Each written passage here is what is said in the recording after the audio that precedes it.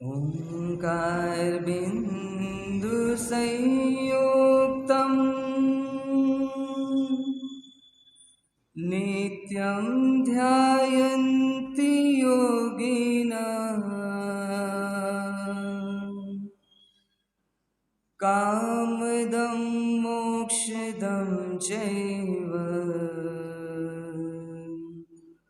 ओंकाराय नमो नमः। अज्ञानतिमिरान्धानां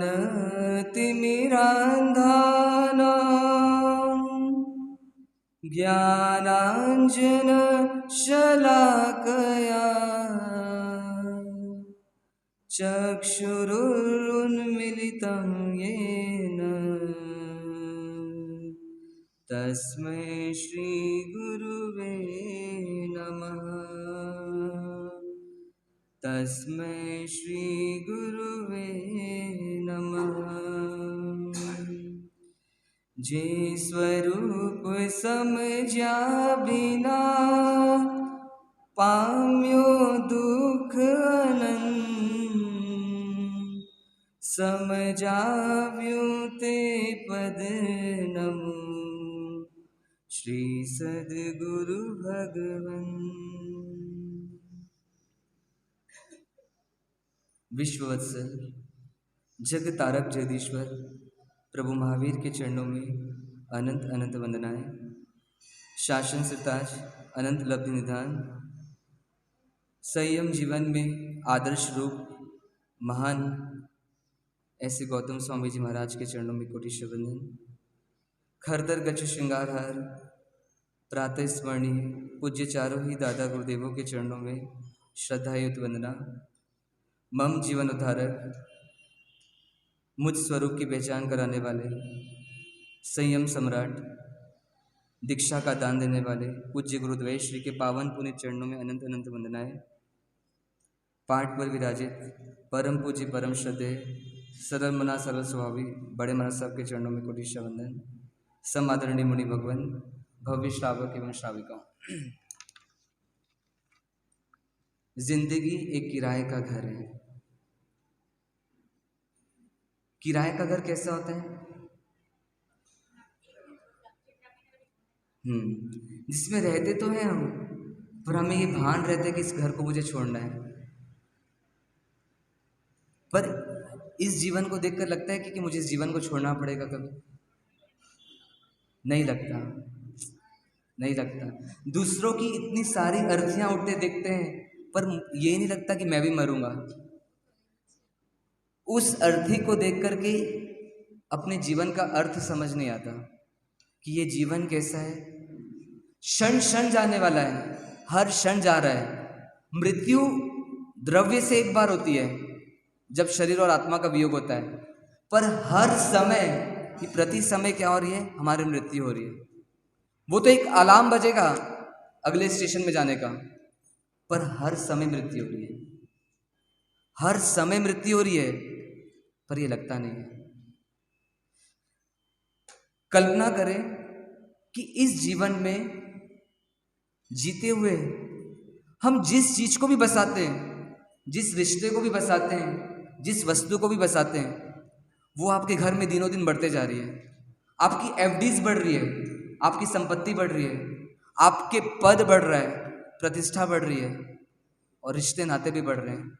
आपकी तिजोरी भी बढ़ते जा रही है, और हमको लग रहा है मैं जीवन में सफल होते जा रहा हूं। वो समय आ रहा है इस जीवन को छोड़ने का, और हम मृत्यु की शैया पर है। 4th स्टेज कैंसर हो चुका है हमें। सारे लोग खड़े हुए हैं, और हमारी एफडीज को भी सामने लगा दिया गया है। हमारी तिजोरी के सारे सामान को बाहर निकाल के रख दिया गया है। हमारी संपत्ति को भी रख दिया गया है। हमारे रिश्तेदार भी सब आ चुके हैं, जिनके लिए हमने जीवन भर प्रयास किया, उनको संभालने का, उनको खुश रखने का। सारे लोग खड़े हैं, और हमारे मन में ये फीलिंग चल रही है कि मैं बच जाऊं बस कैसे भी, मैं इस जीवन को छोड़ के ना जाऊं। मृत्यु की वेदना क्यों होती पता है? क्योंकि एक्सेप्ट नहीं होता कि मुझे यहां से जाना है। कभी डॉक्टर बता दे कि तुझे यहां से जाना है और उस टाइम धर्म नहीं रहता, तो बहुत दुख होता है कि ये सब चीज छोड़ के जाना है। पर ये सारी चीजें जो हमारे आसपास खड़ी है वो क्या बोल रही है कि हे मालिक, आपने मुझे संभाल के रखा, आपने मुझे इतना सम्मान दिया, मेरी इतनी केयरिंग की, 24 घंटा मेरी वॉचमैन की तरह मेरी सेवा की आपने, पर मैं फिर भी निहत्था हूं। मैं चाह कर भी अब आपको जाने से रोक नहीं सकता। और वो सब नतमस्तक होकर खड़े हैं। जिस चीज के लिए हमने सारा जीवन प्रयास किया, वो सारे क्या है, नतमस्तक खड़े हैं। वो संपत्ति, वो दौलत, वो शोहरत, वो नेम एंड फेम, वो स्टेटस, सारा का सारा क्या है, खड़ा हुआ है, चुपचाप खड़ा हुआ है। पर कौन एक्टिव हो गया उस टाइम? वो लोग तो सब चुप खड़े हैं, पर आत्मा के कर्म उस टाइम भी एक्टिव चल रहे हैं। वो बोल रहे हैं कि तुझे ये सब छोड़ना है, पर तेरा जो आने वाला हर्ष होगा ना, उसको मैं बतलाना चाहती हूँ कुछ, कि तेरा आने वाली फिल्म क्या बनने वाली है। बस यहां से छूटा और तेरा अगला जन्म जहां पे होगा, वहां की एक बार चकाचौंध तो देखो, दिखा दूं कि क्या होने वाला है तेरे साथ। तू देख सकता है तो देख, मैं तुझे बताना चाहती हूँ। ये कैंसर का रोग बता रहे कि तेरा पाप का उदय जबरदस्त आने वाला है आने वाले समय में। संभल सकता है तो संभल जा अभी भी। एक क्षण भी समाधि को चख ले, एक क्षण भी इस आत्मा का अनुभव कर ले, तो शायद तेरा आने वाला भव जहां पर भी होगा, आयुष्य बन चुकी है, पर फिर भी ये गारंटी है कि तू मस्त रहेगा। ये संपत्ति सब यहीं रह जाएगी, तेरे कर्म साथ में जाएंगे, पर तू वहां में मस्त रहेगा। ऐसी ये आत्मा की अनुभूति कर ले तू एक बार। बस एक बार अपने आप को पहचान ले कि तू कौन है। पर फिर भी जीव को उस टाइम फोकस अपने आप पर नहीं होता, उन सब पर होता है जिसके लिए जीवन भर मेहनत की। अरे मेरी संपत्ति का क्या होगा, मैंने इतना चलाया है संपत्ति को। अरे मेरे रिश्तेदारों का क्या होगा, मेरे पुत्र पुत्री का क्या होगा। कुछ नहीं होने वाला, वो जैसे हैं वैसे चलेंगे। उनका कर्म का उदय उनके साथ चल रहा है, पर अभी ये मोह सता रहा है, छोड़ने का मन नहीं हो रहा है। इस जीव को पाप से डर लगता है, कि पाप के परिणाम से डर लगता है, कि पाप पकड़े जाने से डर लगता है। 3 ऑप्शन है पाप को लेकर के। आपको पाप से डर लगता है कि पाप का परिणाम क्या आएगा, उससे डर लगता है, कि मेरा पाप पकड़ा ना जाए, इससे डर लगता है। पाप के परिणाम से डर नहीं लगता, पाप पकड़े जाने से डर लगता है। बहुत निकृष्ट है हम, बहुत कमजोर हैं। अरे पाप पकड़े जाने से भयभीत क्यों हो रहे हो? सबसे अच्छा कुछ कर सको तो इस पाप से डर लो, तो पाप के पकड़े जाने से डर करने की जरूरत नहीं रहेगी फिर आपको डरने की। जो अच्छा साधक होगा, जो पाप भीरू होगा, जिसको लगेगा ये पाप मेरे को खाने वाला है, तो उसको क्या लगेगा, इस पाप से डर लगेगा। और जो पाप से नहीं डर रहा है, वो क्या करेगा, कम से कम पाप के परिणाम से तो डरेगा। चलो पाप में मजा आ रहा है ना, पर पाप के परिणाम से डर, कि पाप का परिणाम क्या आने वाला है। ऐसा कोई पाप नहीं है जो परिणाम नहीं देगा, कुछ ना कुछ परिणाम तो आकर ही रहेगा। अभी पुण्य का उदय में समझ नहीं आ रहा है कि पाप का परिणाम कैसा आएगा, पर आएगा जरूर। इस जीवन का इस जीवन में भी आ सकता है, और नहीं तो आने वाले जन्मों में तो आएगा। पर चल तू पाप के परिणाम से भी नहीं डर रहा है ना, तो इतने में तो ठहर जा कि पाप जब मेरा पकड़ा जाएगा पाप, तब मेरा क्या होगा, इस जीवन की सारी ख्याति चले जाएगी। और इस चीज को सोच करके भी तो पाप को करना छोड़ दे और संभल जा। कैसी आदत है जीव की, कैसी एक लत लगी हुई है इस जीव को, कि जीव पुण्य का परिणाम तो चाहता है कि मुझे पुण्य का फल बेस्ट में बेस्ट मिले, अच्छा में अच्छा मिले, पर पुण्य करना नहीं चाहता। पुण्य करने में खींच आती है, मन दुखता है कि कितनी देर तक मैं पुण्य करूं। बहुत देर तक मजा नहीं आता पुण्य करने में, पर पुण्य के फल में मजा आता है। पुण्य करना नहीं चाहता, पर पुण्य का फल हमेशा चाहता है, और पाप का फल चाहता नहीं है, और पाप धड़ेले से करता है। पाप का फल किसी को नहीं चाहिए, पर तू करेगा तो भुगतना पड़ेगा ही, पर पाप धड़ेले से कर रहे हैं जी। कोई रोकने वाला नहीं है और स्वयं रुकने वाला नहीं है। तो ऐसा ना हो, पुण्य का फल चाहते हो तो पुण्य करना ही पड़ेगा, और पाप का फल नहीं चाहते तो पाप को छोड़ना ही पड़ेगा, और कोई तरीका नहीं है। ज्ञानी बोलते या तो समता में आ जाओ, समता में नहीं आ पा रहे हो तो कम से कम पुण्य तो करते रहो, नहीं तो क्या होगी, पाप के उदय में देव गुरु धर्म के दर्शन भी होंगे ना तो उनको पहचान नहीं पाएंगे। आज जैसे इस उपाश्रय में चौरेंद्री कोई जीव घूम रहा होगा, उस चौरेंद्री जीव को शायद ये सफेद वस्त्रधारी साधु दिख भी रहे होंगे, पर वो पहचान नहीं पा रहा है कि ये कौन है। ये परमात्मा की मूर्ति के आसपास मक्खी मच्छर घूम रहे होंगे, पर वो पहचान नहीं पाने ये कौन है, क्योंकि पाप का उदय तीव्र चल रहा है। तो ऐसा ना हो कि पाप का उदय तीव्र आए और हम देव गुरु धर्म से दूर हो जाएं, इसलिए क्या करो, पाप को ही छोड़ दो, तो पाप का फल भुगतना नहीं पड़ेगा।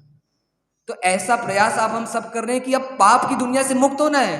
पहला काम इतना ही करना है कि हम पाप को कम में कम करते जाएं, फिर पुण्य बढ़ाने की बात करेंगे और फिर समता में आने की बात करेंगे। तो हम तीसरे पाप का चिंतन कर रहे हैं। कौन सा है तीसरा नंबर का पाप? अदत्तादान। अदत्तादान मतलब अदत्त आदान, जो नहीं दिया हुआ है, जिसकी मालिक ने परमिशन नहीं दी है लेने की, ऐसी कोई चीज को ले लेना, ये क्या हुआ? अदत्तादान हुआ। ये चोरी हुई। तो ऐसी चोरी का हमने कल चिंतन प्रारंभ किया था कि ये चोरी हम करते हैं क्या। तो हमने बहुत सारी चीजें देखी थी हम कहाँ कहाँ चोरी कर सकते हैं, और शायद अनुभव भी किया हुआ कि हम चोरी करते हैं। नई दी हुई चीज को हम लेते हैं। एक घर में बहुत समृद्ध परिवार है, मतलब बहुत समृद्धशाली परिवार है, वहां पर कोई एक चोर रात को आता है चोरी करने के लिए। 25-30 साल का शायद वो लड़का रहता होगा, और वो चोरी करने के लिए आते हैं, चोरी करता है, और चोरी करने के बाद वापस उस छत के रास्ते से जाने की कोशिश करता है, पर घर का कोई सदस्य उठ जाता है, शायद वो पोता था, घर का जो पोता रहता है सबसे छोटा बेटा, वो बच्चा उठ जाता है और वो छत पर जाता है, हिम्मत दिखा के उस चोर को पकड़ लेता है और थोड़ी पिटाई चालू करता है उसकी। और उतने में क्या होते हैं, दादाजी आ जाते हैं, पिताजी आ जाते हैं, घर के सारे सदस्य आ जाते हैं। वो बोलते हैं कि आप इसको पकड़ के रखो, मैं अभी बैट लेकर आता हूँ, मैं इसको बैट से मारूंगा। और ऐसा करके वो बैट लेने के लिए जाता है, और इधर दादाजी देख रहे हो कौन है चोर। वो 25-30 साल का लड़का शायद 9 से किया चोर था, अभी अभी चोरी सीखी थी, इसलिए शायद चोरी में अक्ल नहीं लगाई और शायद पकड़ा गया। वो दादाजी उससे पूछते हैं कि तुमने चोरी क्यों की? तुम अभी हट्टे कट्टे जवान हो, तुम तो जीवन में बहुत कुछ कर सकते हो, तुम्हें चोरी करने की आवश्यकता क्यों पड़ी? तो वो लड़का बोलता है कि बाबूजी मुझे माफ कर दो, मैंने चोरी की है, मैंने गुनाह किया है, मैं आपके परिवार से पूर्व में परिचित हूँ, मैंने कहीं ना कहीं आपके एक बड़ा घर है वहाँ पे काम किया है, तो मैं आपके परिवार को जानता हूँ, पर फिर भी क्या करूँ, मेरे अभी हालात ऐसे हैं जो मुझे मजबूर कर रहे हैं चोरी करने के लिए। घर में मेरी बहन का एक एक्सीडेंट हो गया है, उसका इलाज कराना है, पिताजी के बाईपास सर्जरी करानी है, मेरी बीवी प्रेग्नेंट है, उसकी डिलीवरी करानी है, और एक मेरा छोटा भाई के आंख का ऑपरेशन कराना है। ऐसी बहुत सारी परिस्थिति से मैं गुजर रहा हूँ और मेरे पास अभी कोई समाधान नहीं है कि मैं इन सारी समस्याओं से उबरूं कैसे। तो मुझे बार बार कई दिनों से ये ख्याल आ रहा है कि मैं कहीं एक बार डाका डाल दूं और एक बार हाथ साफ करके क्या करूं, पैसे ले आऊं और क्या करूं, सारे समस्याओं का अंत कर दूं। ऐसी भावना से मैं यहाँ पे आ रहा हूँ, पर फिर भी मैं आज पकड़ा गया हूँ। मैं एक्सेप्ट करता हूँ कि मेरी गलती है, पर मुझे माफ़ कर दे, आप मुझे पुलिस के हवाले ना करें, नहीं तो मेरे परिवार का क्या होगा। ऐसी भावना वो व्यक्त कर रहा है। दादाजी सोचते हैं, दादाजी बहुत सत्संग प्रेमी रहते हैं, इसलिए उनको सोचने में आता है कि ये सही बोल रहा है, शायद इसकी भावना चोरी करने की नहीं थी, पर क्या करे, अपने हालात से मजबूर है। पाप का जबरदस्त उदय है और पाप के उदय में इसको सूझबूझ नहीं चल रही कि मैं करूं तो करूं क्या, पर समाधान तो सबको चाहिए। उस पाप के उदय से उभरना सब चाहते हैं, हम भी चाहते हैं। थोड़ी सी गर्मी लगती है तो व्यवस्था चाहते हैं कि कहीं ना कहीं से हवा आ जाए। उस छोटे से पाप के उदय को भी हम टालना चाहते हैं। तो ऐसी शायद ये भी है, मैंने इतना सत्संग किया है, मैंने इतना पुण्य है मेरे जीवन में, हर चीज है, पर जब मैं अपने जीवन को झांकता हूँ, वो दादाजी बोल रहे, मैं जब अपने जीवन को झांकता हूँ तो देखता हूँ कि मैंने बहुत चोरियां की है। मेरी चोरियां कोई पकड़ नहीं पाया है, क्योंकि मेरा पुण्य का उदय जबरदस्त है, मैं पकड़ में नहीं आया, पर ये आज पकड़ में आ गया। क्या करना चाहिए उसके साथ? छोड़ना चाहिए कि उसको पुलिस के हवाले करना चाहिए? छोड़ देना चाहिए। सही बात है, छोड़ देना चाहिए। जो धर्म को समझेगा वो बोलेगा कि अभी इसको छोड़ देना चाहिए, क्योंकि वो समझता है पाप और पुण्य की फिल्म क्या होती है। पाप के तीव्र उदय में कोई पाप कर रहा है तो वो बहुत बड़ा गुनहगार नहीं है। पाप के तीव्र उदय में कोई पाप कर रहा है तो वो बहुत बड़ा गुनहगार नहीं है, और पुण्य के उदय में कोई पाप कर रहा है तो वो बहुत बड़ा गुनहगार है। आपका पुण्य जबरदस्त चल रहा है और फिर भी आप चोरी का साथ ले रहे हो, चोरी का सहारा ले रहे हो, तो आप जबरदस्त खाई खोद रहे हो अपने जीवन के लिए, जबरदस्त गिरने वाले हो आगे जा करके। और जो पाप के उदय में पाप कर रहे हैं वो कदाच समझ जाएगा कभी आने वाले जन्मों में जब पुण्य का उदय आएगा। तो ऐसा करके वो दादाजी इसको छोड़ देते हैं, अपने पोते को समझा देते हैं कि तू शांत हो जा, इसको रवाना कर दे, इसने सारा सामान अपन को दे दिया है और ये वापस घर जा रहा है। अब हमको हमारे जीवन में देखना है, क्या हमने आज तक ऐसा कोई नियम लिया कि मैं चोरी नहीं करूंगा? नहीं लिया है। हम बोलते हैं कि हम चोरी नहीं करते, पर फिर भी हमने चोरी का द्वार खुला रखा है कि कभी कदाच मेरे जीवन में ये नौबत आएगी तो मैं इसका भी सहारा लेकर के अपनी सुविधाओं का ध्यान रखूंगा, मैं चोरी करके भी अपनी सुविधाओं का ध्यान रखूंगा। ऐसा निर्णय बना हुआ है, इसलिए चोरी का पाप तो सतत चल ही रहा है, चाहे आप चोरी करो या ना करो, क्योंकि आपने अभी लॉक नहीं किया है, आपने अभी पोजीशन को छोड़ा नहीं है। आप घर बंद करके 1 महीने के लिए बाहर गए हो, बिजली नहीं जल रही है घर में, पर फिर भी बिल आएगा ना। आप बोलोगे मैंने बिजली तो यूज नहीं की, फिर बिल क्यों आ रहा है? तो ऐसी आपने पाप को समझ करके ज्ञान पूर्वक अभी उसको लॉक नहीं किया कि मैं नहीं करूंगा, ऐसा अंदर में संकल्प नहीं लिया है। तो चाहे आप चोरी करो चाहे ना करो, पर फिर भी आपका बंधन सतत चल रहा है, क्योंकि आपने खुला रखा है कि कभी मेरे जीवन में ऐसी कसौटी का समय आएगा कि मेरी सुविधाएं नहीं मिल रही है और एक तरफ मुझे रास्ता मिल रहा है कि मैं चोरी कर सकूं, तो मैं जरूर से चोरी करूंगा, क्योंकि मैं पाप के उदय में संभल जाऊं। ऐसे संस्कार जागृत नहीं हुए, ऐसी जिनवाणी का रस नहीं लगा है कि मैं पाप के उदय में भी पाप ना करूं, ऐसी भावना नहीं जगी अभी। तो उस चोर को फिर हम क्या कसूर दे जो भी उसके घर में चोरी करके आए? हम सब भी चोर हैं, हमारी चोरियां दिखती नहीं है, पर यह हमारा जिन शासन कैसा है। परमात्मा महावीर के मुनीश्वर, ये महामुनिराज, ये निर्ग्रंथ साधु कैसे होते हैं? धन्य होते हैं। एक क्षण में 5 महाव्रत लेते हैं, अचौर्य व्रत को क्या करते हैं? आजीवन के लिए अंगीकार करते हैं कि मैं चोरी नहीं करूंगा। कैसे होते हैं साधु? इनके लिए पंक्ति आती 18 पाप स्थानों की सज्जाएं बनिए, उसमें साधु के लिए जो अचौर्य व्रत है वो किस तरीके से बताया गया है, इसको सुनते हैं अपन।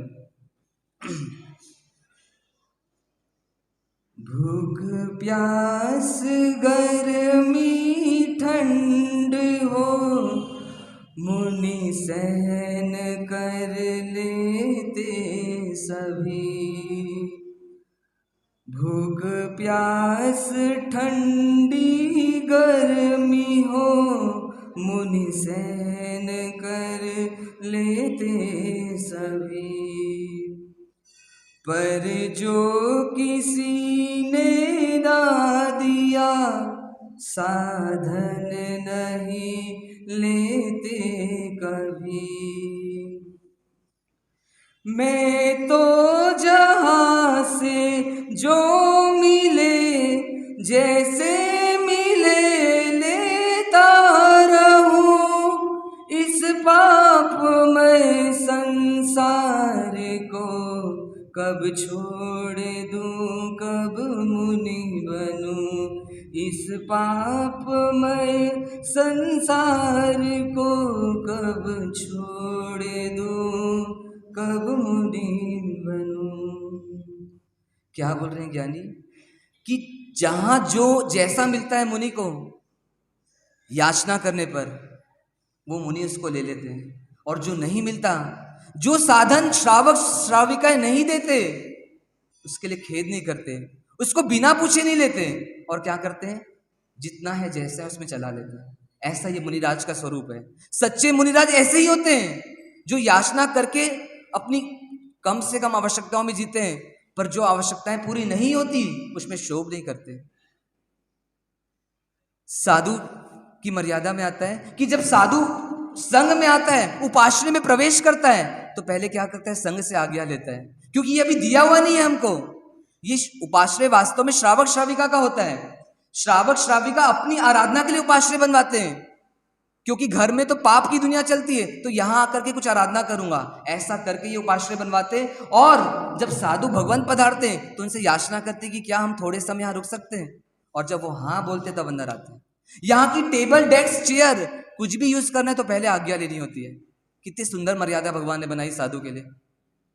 और कैसे होते हैं, जब दीक्षा लेते हैं साधु, कोई भी दीक्षार्थी दीक्षा लेता है, उस दिन क्या प्रतिज्ञा करता है? हम सोचते हैं सिर्फ पंच महाव्रत लेता है, पर उससे भी बड़ी प्रतिज्ञा करता है। क्या बोलते हैं वो साधु? आदेहादि आदि आज से वर्तो गुरु आधीन। मतलब क्या हुआ इसका मतलब? हे गुरु भगवंत, आज मैं आपके सामने, इस समूह शरण के सामने मैं प्रवर्जित होने जा रहा हूं, मैं दीक्षित होने जा रहा हूं, तो मैं क्या कर रहा हूं? मैं स्वयं की इस काया को आजीवन के लिए, जब तक इस शरीर में प्राण है तब तक इस शरीर को मैं क्या कर रहा हूं? आपके अधीन कर रहा हूं। मतलब ये शरीर भी आज से मेरा नहीं है, इस शरीर से भी कुछ मेरे को करना है तो मुझे आपकी आज्ञा लेनी होगी। इसलिए क्या बोलते हैं, सुबह सुबह हम जब प्रतिक्रमण करते हैं तो इस शरीर से सांस लेनी है, तो सांस लेने की भी आज्ञा क्या करते हैं? गुरु से मांगते हैं। बहुवेल संदेशा भवेल करूं, मतलब हे गुरु भगवान, मुझे सांस तो लेनी होगी, पर मैं बार बार कहां आपसे आज्ञा मांगते रहूंगा दिन भर? तो मैं क्या करूं, आज सुबह ही आपसे दिन भर की आज्ञा मांग रहा हूं कि मुझे सांस लेनी है। इस शरीर से कुछ भी करना है तो गुरु भगवंत को पर पूछ के ही करना होता है। ऐसा ये साधु मर्यादा है, ऐसी मुनिचर्या है। थोड़े समय पहले मैंने अपनी दीक्षा के पहले एक मुनिराज के बारे में सुना। हम बोलते ना कि मुनि जीवन में कितनी शिथिलता आ गई है, हम अपने श्रावक जीवन को देखते नहीं, पर मुनि जीवन का आंकलन अच्छे से करते हैं कि मुनि कितने गिर गए नीचे, कितने दोष लगाते हैं अपने जीवन में। पर ऐसा सब जगह नहीं होता। वो मुनिराज के बारे में सुना, देखने का अवसर मुझे नहीं मिला। एक मुनिराज किसी गांव में पधारे हुए थे अपने साधु गुरु भगवान के साथ। उन मुनिराज को कपड़े सिलने के लिए सुई धागे की जरूरत पड़ी। तो मुनि वास्तव में सुई धागा रख नहीं सकते, तो सुई धागे की भी जब जरूरत पड़ती तो उनको गृहस्थ से लाना पड़ता है। जब गृहस्थ से लेने गए और लेकर के अपने काम कर लिया सिलने का, अपने वस्त्रों को, और सोचा कि आज शाम हो गई, लेट हो गया है, दिन डूबने वाला है, मैं कल जाकर के क्या करूंगा, वापस उस गृहस्थ को ये सुई देकर आऊंगा। पर सुबह सुबह गुरु भवन का विहार हो गया और जल्दी जल्दी के चक्कर में वो साधु भगवंत सुई देना भूल गए गृहस्थ को। वापस उनके घर में जाकर सुई देना भूल गए और विहार कर दिए। पूरा मुनि मंडल विहार कर चुका है। 5-6 किलोमीटर चलने के बाद उनको याद आया, अरे कि मैंने तो सुई देना भूल गया हूं। अब क्या करना चाहिए साधु को? सच्चे साधु को क्या करना चाहिए? क्योंकि लाया था सिर्फ काम के यूज के लिए और मुझे वापस देना है, मतलब उसने हमेशा के लिए नहीं दिया गृहस्थ ने। अगर रख लूंगा तो चोरी कहलाएगी, मेरा आचौर्य व्रत टूट जाएगा। तो साधु भगवंत को क्या करना चाहिए? वो साधु भगवंत रास्ते में ही अपने गुरु भगवंत से पूछते हैं कि मैं क्या करूं, मतलब मुझे जाना पड़ेगा वापस, क्योंकि मुझे वो सुई वापस देना है। 6 किलोमीटर पुनः विहार करके आते हैं और उस गृहस्थ को देते हैं। मैं होता तो शायद आप बोल देता, केव वाले भैया और कौन है, विहार सेवा वाले भैया, कि आप जाओगे ना वापस अभी तो ये सुई ले जाना और उनको दे देना। मैं शायद ये बोल देता, पर वो मुनिराज ऐसे नहीं थे। ये आज की घटना है, वो मुनिराज अभी है यहाँ पर, मतलब इस भारतवर्ष में विचरण कर रहे हैं। वो 6 किलोमीटर वापस आए, उस गृहस्थ को दिया। क्यों दिया? क्योंकि उनको अपने व्रत की कीमत थी, महाव्रत की कीमत थी। आज अगर दोष लगाऊंगा तो ना जाने इस आत्मा में अनंत काल के लिए कितने दोष होते रहेंगे, और ना जाने ये संयम जीवन वापस मुझे मिलेगा या नहीं। एक बार इस संयम की विराधना करूंगा तो ना जाने कितने काल तक मुझे भटकना पड़ेगा इस संसार में। और ऐसे मुनिराज क्या किए, वापस आते हैं और क्या करते हैं, उस गृहस्थ को देते हैं और फिर पुनः विहार करके अपने गुरु के पास पहुंचते हैं। आप और मैं होते तो 10 किलोमीटर एक सुई के लिए 1 रुपए की सुई नहीं आती। पर कीमत वस्तु की नहीं है, कीमत अपने आत्मा की है। आत्मा को, जिसको आत्मा केंद्र में रहेगी ना, उसके लिए सब करना पॉसिबल होगा, उसके लिए कुछ मुश्किल नहीं होगा। ऐसे मुनिराज धन्य है। तो ऐसे मुनिराज का आचरण हम देखते हैं तो हमें को जीवन में क्या प्रेरणा लेनी चाहिए कि हम महाव्रत रूप में तो आचौर्य व्रत नहीं ले सकते, तो कम से कम गृहस्थ जीवन में जहां हमारा पुण्य इतना अच्छा चल रहा है कि हमको खाने पीने रहने की लालच नहीं आ रही है, कोई दिक्कत नहीं आ रही है, तो कम से कम चोरी क्यों कर रहे हैं, चोरी का सहारा ले क्यों जीवन में, ऐसी भावना आनी चाहिए।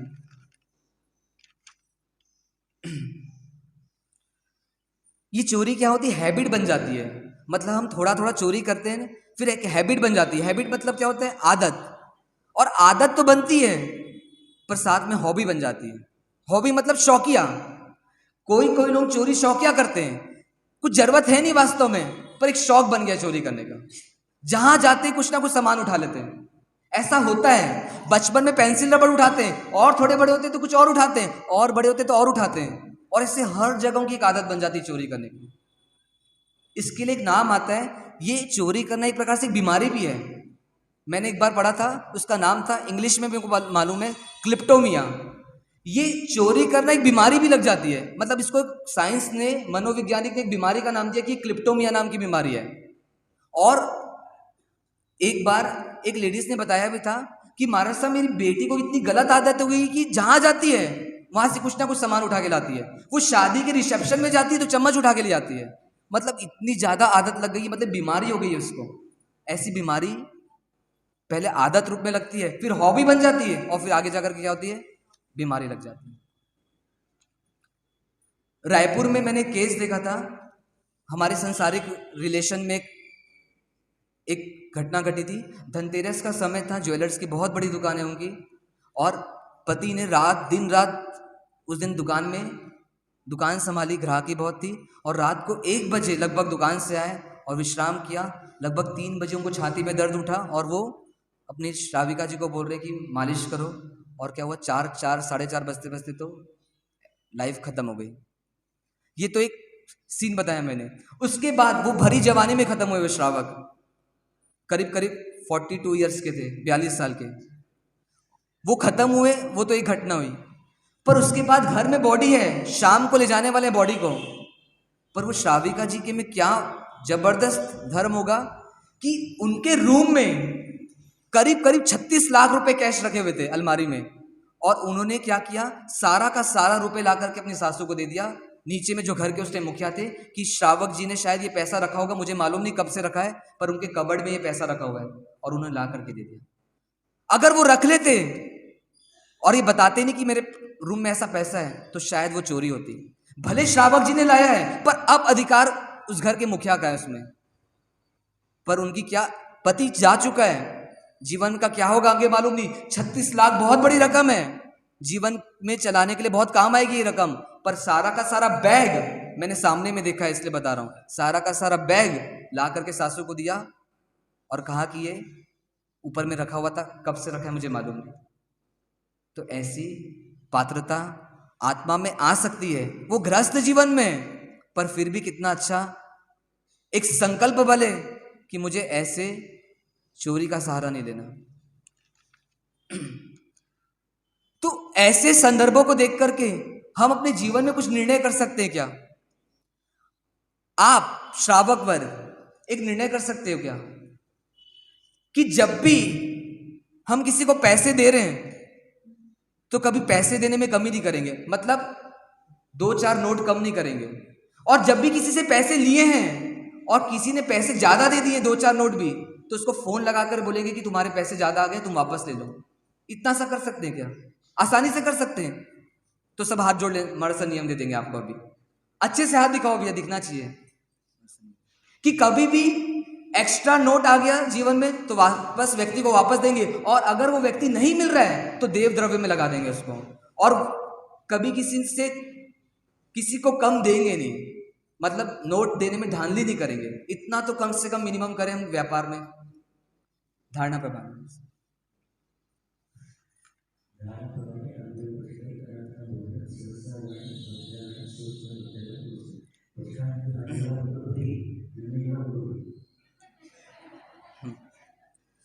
चलो अब थोड़ी चोरी की और बात करते हैं। अब थोड़ा इतिहास में जाते हैं। क्या हमारे कुछ प्राचीन कथाओं में चोरी को लेकर के कुछ बताया गया है क्या? मतलब चोरी का परिणाम क्या हो सकता है, इसके बारे में कोई परमात्मा ने कुछ देशना में फरमाया है क्या? तो एक आगम है ज्ञाता धर्म कथा। आपने नाम सुना है इस आगम का? सुना है नाम? बहुत अच्छा नाम तो सुना है कम से कम। ज्ञाता धर्म कथा, ये कथाओं का आगम है। इसमें कथाएं हैं। किसी को समझ नहीं आता ना जिनागम, मतलब भगवान की वाणी समझ नहीं आती तो उसको बोलते हैं कथा पढ़। कथा पढ़ेगा ना तो तेरे को समझ आएगा कि ये कैसे हो रही वर्किंग। तो उसमें कथा आती है बहुत। उसको समझेंगे तो शायद समझ पाएंगे कि चोरी का परिणाम क्या होता है। एक सवाल आता है आप लोग गाओ, सही में गाओ ना, मेरे को नहीं आता अच्छे से, गाओ गाओ गाओ। एक सवाल मैं करूं, एक सवाल तुम करो, गला साथ में। हर सवाल का जवाब लाजवाब हो, एक सवाल मैं करूं, एक सवाल तुम करो। अब वो सवाल क्या है?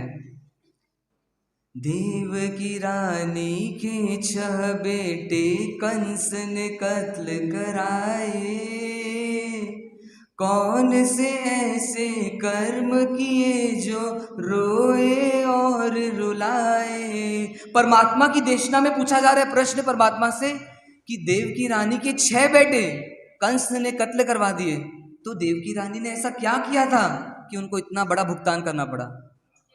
तो मानो परमात्मा फरमा रहे हैं, देव की रानी के 6 बेटे कंस ने कत्ल कराए, कौन से ऐसे कर्म किए जो रोए और रुलाए।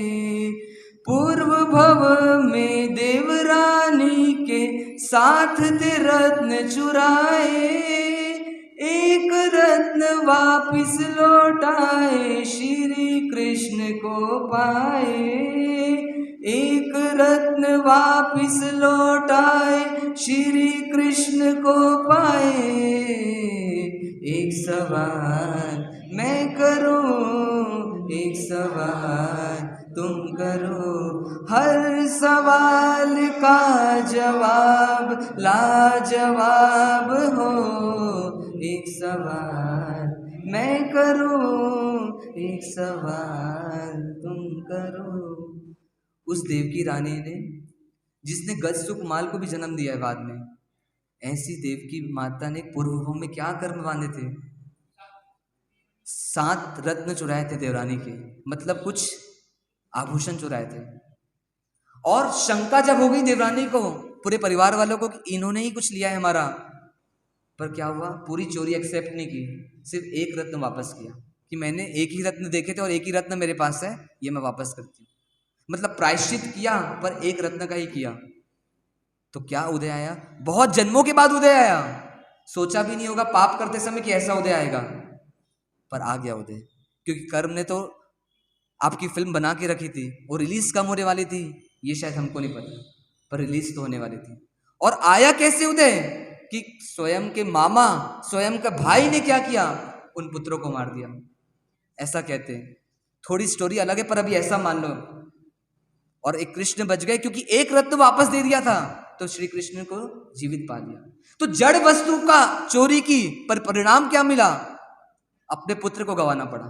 ऐसा कर्म का उदय आता है। तो सोचो क्या हमको उदय छोड़ेगा क्या? इन प्राचीन कथाओं से तो सचेत हो जाओ कि कर्म का उदय आके ही रहेगा, निश्चित तौर पर आके रहेगा। मैंने जीवन में, जब मैं धर्म को नहीं समझा था, मैंने भी एक बहुत बड़ी चोरी की। मैंने सीए बनने के बाद, जब मैं सीए का काम कर रहा था, तब मुझे धर्म से मैं जब जुड़ा नहीं था विशेष। आपने एक्साइज का नाम सुना? एक्साइज ड्यूटी पे करते हैं, आप लोगों को मालूम नहीं, आपने सुना होगा। तो ऐसे एक्साइज डिपार्टमेंट में हम केस लड़ने जाते थे, दुर्ग जाना रहता था, कभी रायपुर जाते थे। वहां पर कैसा पाप का उदय आता है बता रहा हूं मैं। एक बहुत बड़े बिल्डर्स का केस हम लोग लड़ रहे थे, 4 सीए थे हम साथ में, मेरे से 2 जूनियर और 1 सीनियर सीए थे। हम चारों जाते थे और हमारे साथ 2 डायरेक्टर जाते थे जिस कंपनी का हम केस लड़ रहे थे। कच्चे का बहुत सारा काम था उनका, तो फाइल लेके भी जाना पड़ता था, तो किसी ऑफिसर के साथ सेटिंग भी होती थी। एक बार एक दिन में 3 हियरिंग थी, सुबह, दोपहर और शाम को 4-5 बजे। हियरिंग मतलब वहां पे बैठना पड़ता था, उनके साथ दलीलें होती थी। पूरा केस जीतने वाले थे हम लोग सब, पर एक फाइल थी जिसमें 2 पन्ने ऐसे थे जिसमें करीब करीब 2.5 करोड़ के ट्रांजेक्शन पूरे बिना बिल वाले थे, और उसमें एक्साइज ड्यूटी पे नहीं की थी हम लोग ने, मतलब उन्होंने पे नहीं की थी और हम उनका सपोर्ट कर रहे थे, हम सीए थे तो हम उसको पूरा एडजस्टमेंट कर रहे थे। पूरा केस जीतने वाले थे और हम लोग लास्ट हियरिंग में भी आधी हियरिंग हो चुकी है और ब्रेक हुआ, और ब्रेक के बाद क्या हुआ, हम लोग दूध वगैरह पीना, जिसको कुछ खाना पीना उसके लिए नीचे आए हम लोग वापस उस ऑफिसर की केबिन से।